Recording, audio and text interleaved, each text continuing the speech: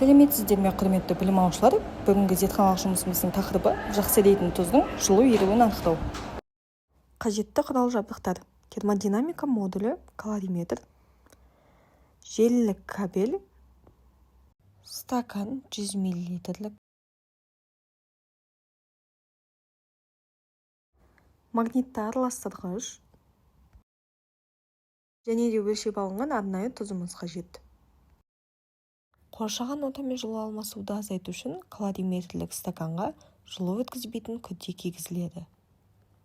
Калориметрлік стакан термостат модуліне орналастырып, үстіне тесігі бар қақпақпен жауып қоямыз. Ең алдымен термометрді штативтің көмегімен калориметр қақпағына орнатамыз. Оны стаканның дәл ортасына келтіріп, түбіне тимейтіндей етіп орналастыру керек. Одан кейін датчикті қосқыш сым арқылы оқу зертханалық модульге қосамыз.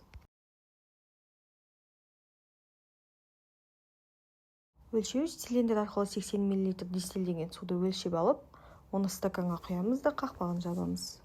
Эксперимент түрі ретінде кинетика бөлімін таңдаймыз. Ең алдымен өлшеу аралығын 3 секунд деп, одан кейін нүктелер санын 100 етіп орнатамыз. Магнитті араластырғышты калориметрдің ішіне орнатамыз.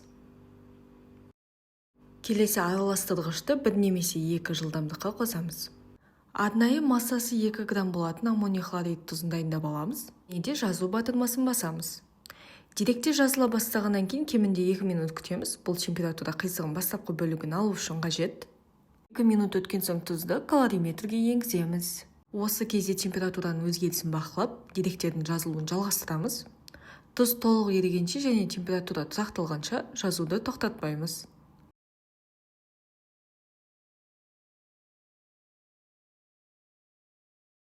Жазу аяқталғаннан кейін алынған нәтижелерді кесте бөлімінен қарасақ болады.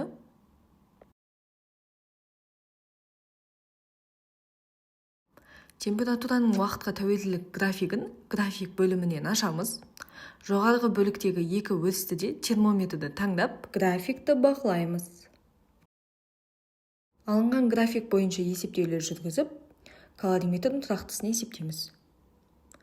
Осы бойынша зертханамыз аяқталады.